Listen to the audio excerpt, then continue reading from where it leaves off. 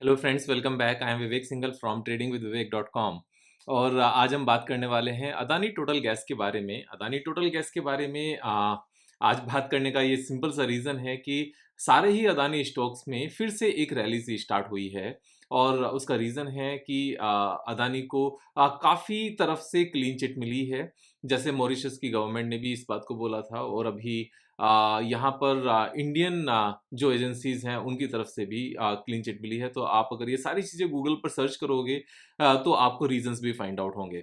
यहाँ पर आज Adani enterprises, Adani total gas और अदानी पोर्ट और अदानी विलमार सभी में या तो अपर सर्किट हैं, या फिर जो एफ-एंडो के शेयर्स हैं वो काफ़ी हद तक ऊपर हैं। क्योंकि एफ-एंडो वाले शेयर्स में अपर सर्किट नहीं होता, फॉर द डे नहीं होता। वो एक टेम्परेरी बेस पर पॉज़ होते हैं और उसके बाद में फिर से ऊपर की तरफ चलना शुरू कर देते हैं। तो अदानी टोटल गैस में यहाँ पर एक अच्छी अपॉर्च्युनिटी नज़र आती है, क्योंकि यहाँ अदानी टोटल गैस में एक डबल बॉटम बनता हुआ नज़र आता है, जो बिल्कुल साफ-साफ है। जिस लेवल पर हिंडनबर्ग की रिपोर्ट के बाद में लो बना था, सेम ही लेवल को इसने यस्टरडे टच किया। यस्टरडे मीन्स अपना फ्राइडे को टच किया, और फ्राइडे को टच करके नीचे तक आया। नीचे तक आने के बाद में लोअर सर्किट लगा। लोअर सर्किट के बाद में वहां से माल भरा गया और सारा खींच के ऊपर ले गए, और स्टॉक प्राइस जहां डाउन गया था 5%, डाउन तो पूरा रिकवर हुआ ही, साथ में 3.22% अब भी अप हुआ, क्लोज हुआ। और अगर आप वॉल्यूम देखोगे ना, तो वॉल्यूम फ्राइडे को this was the highest ever after the fall.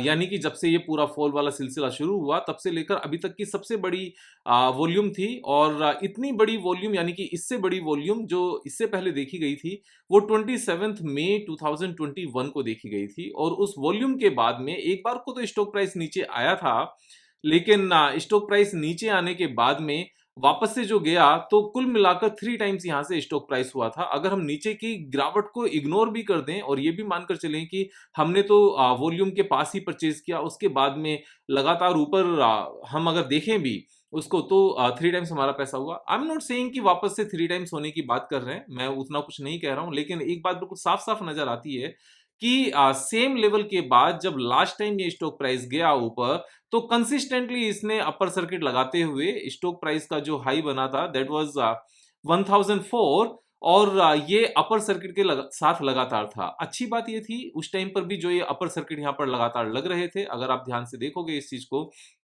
So almost every day ऐसा नहीं कि अपर सर्किट पर ही ओपन हुआ और वहीं पर स्टॉक प्राइस रहा। नहीं, ऐसा नहीं है। एवरी डे स्टॉक प्राइस को खरीदने का मौका मिला, लेकिन जनरली लोग नहीं खरीद पाए, क्योंकि सबको डर लगता है कि अदानी का स्टॉक है, पता नहीं क्या होगा। तो ऐसा नहीं है। सी, हमें हमेशा दो तीन चीज़ों का ध्यान रखना चाहिए। जब हम वेरी शॉर्ट टर्म की बात करते हों, तो यहाँ पर फंडामेंटल्स उतना काम नहीं करते। यहाँ पर ओवर वैल्यूएशन उतना काम नहीं करती। यहाँ एक चीज़ तो काम करती है कि कंपनी का बिज़नेस सॉलिड होना चाहिए, कंपनी प्रॉफिट मेकिंग होनी चाहिए, कंपनी का प्रॉफिट ग्रो करना चाहिए। लेकिन वो कितने के पीई पर है, वेरी शॉर्ट टर्म ट्रेडिंग में उस चीज़ को हमेशा के लिए ही इग्नोर किया जा सकता है। खास तौर से जब जब स्टॉक प्राइस टॉप से काफी हद तक टेक्निकली टूटा हो, तो टेक्निकली इतना टूटने के बाद में जहां इसका लाइफ टाइम हाई, आप अगर ध्यान से समझोगे, then life time high was 4000 rupees, और 4000 से गिरकर अभी ये 640 तक आया। 600 जो यस्टरडे लो बना था, दैट वाज 633। और तो यानी कि 20% रह गया सिर्फ 4000 से। 20% भी नहीं रहा एक्चुअल में, उससे भी कम रह गया, 15% के आसपास ही रह गया, क्योंकि कुल मिलाकर दिस फॉल वाज 85%, 15% रह गया। अभी भी बहुत ज्यादा डाउन है, लेकिन आज इसमें अपर सर्किट है, और यस्टरडे फ्राइडे को इसमें अपर सर्किट था। तो यहां से सीधा सीधा जो इसने पहले ये रेंज बनाई थी, इस रेंज के जितना तो ये जाता हुआ नजर आता ही है, क्योंकि जो बॉटम बना था, दिस वाज द बॉटम। इसी बॉटम से यहां पर वेरी हैवी वॉल्यूम के साथ फिर से बाइंग नजर आई, और वापस से इसने चलना शुरू कर दिया। तो अगर हम इस बात को मानकर चलें कि जो करंट प्राइस है, करंट प्राइस से लेकर जो इसने रेसिस्टेंस यहां पर क्रिएट किया था, अगर सेम लेवल तक भी ये अगर जाता है, तो कितने परसेंट का गेन है, तो एक बार हम ये आइडिया ले लेते हैं। करंट प्राइस से लेकर ये हमें गेन नजर आता है 40% का। 40% गेन कभी भी छोटी चीज नहीं होती। मैं एक चीज हमेशा कहता हूं कि अगर 40% गेन 1 ईयर में भी आ जाए तो भी ये बहुत अच्छी प्रॉफिटेबिलिटी होती है और इतना पैसा कमाकर कोई भी सुपर रिच बन सकता है स्टॉक मार्केट में। अब क्या ये यहां से इतनी मूवमेंट लेने के लिए 1 साल लगेगा?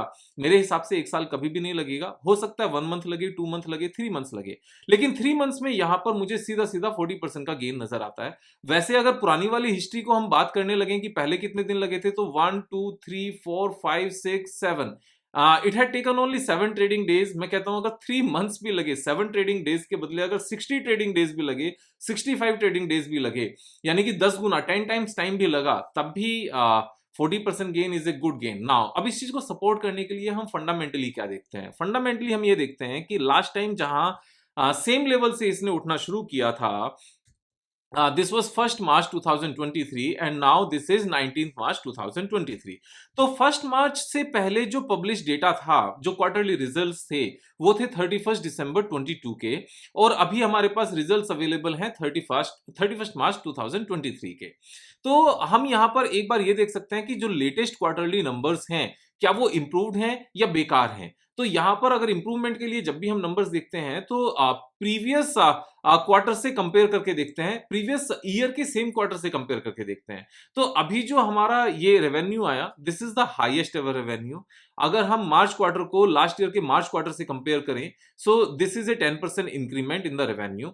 अगर हम यहाँ पर ऑपरेटिंग प्रॉफिट की बात करें तो ऑपरेटिंग प्रॉफिट यहाँ पर 30% ज्यादा है, और जो ऑपरेटिंग प्रॉफिट मार्जिन है वो 13% से इंक्रीज होकर 18% हो गया है।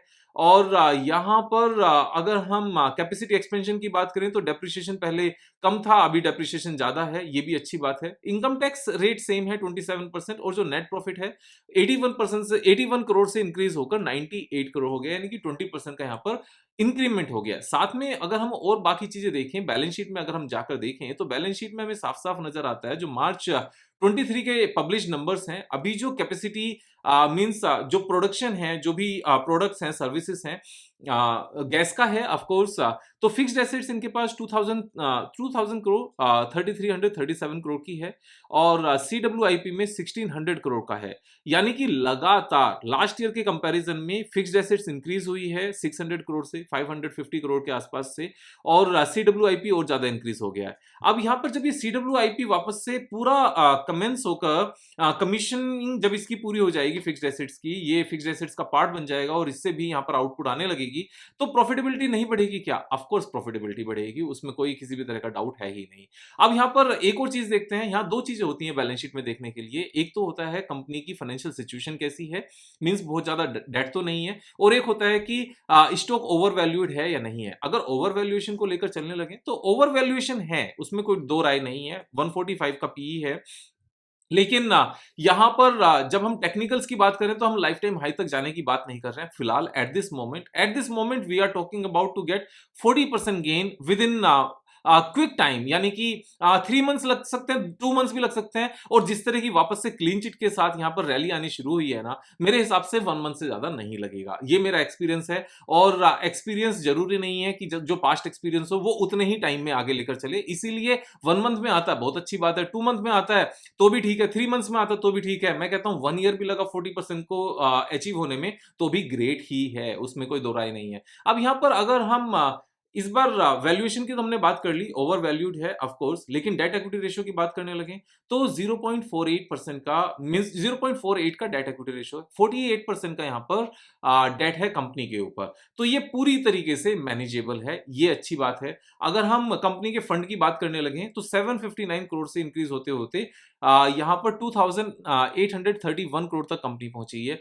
ये अपने आप में सुपर परफॉर्मेंस है, लगातार कंपनी ग्रो कर रही है, लगातार यहां पर फिक्स्ड एसेट्स ग्रो कर रही हैं, लगातार कंपनी की जो सेल्स है वो ग्रो कर रही है, लगातार कंपनी का जो नेट प्रॉफिट है वो ग्रो कर रहा है, हाईएस्ट एवर परफॉर्मेंस है। अदर देन वैल्यूएशन यहां पर बाकी कंपनीज में किसी भी तरह की दिक्कत नहीं है, दिक्कत तो छोड़ो, कंपनी अच्छा कर रही है, लगातार अमेजिंगली गुड कर रही है। तो यहां पर आई एम बुलिश कि जो लास्ट टाइम का यहां पर हाई बना था वहां तक तो जरूर जाना ही चाहिए। और अगर उससे ऊपर ये ब्रेकआउट देता है, अगर ये जो अपना लेवल बना था, रेसिस्टेंस बना था, दैट वाज 1000 लेवल, यहां से अगर ब्रेकआउट देता है तो बेसिकली ये एक डब्ल्यू पैटर्न बन जाएगा डबल बॉटम के साथ, जो ये इस तरीके से डब्ल्यू बनेगा और फिर उसके बाद में वापस से लाइफ टाइम हाई की बात करेंगे। लेकिन फिलहाल जो टारगेट है, दैट टारगेट इज 1000 रुपीज। ये एक अच्छा खासा यहाँ पर पैसा कमाने का तरीका है, पैसा बनाने का मौका है।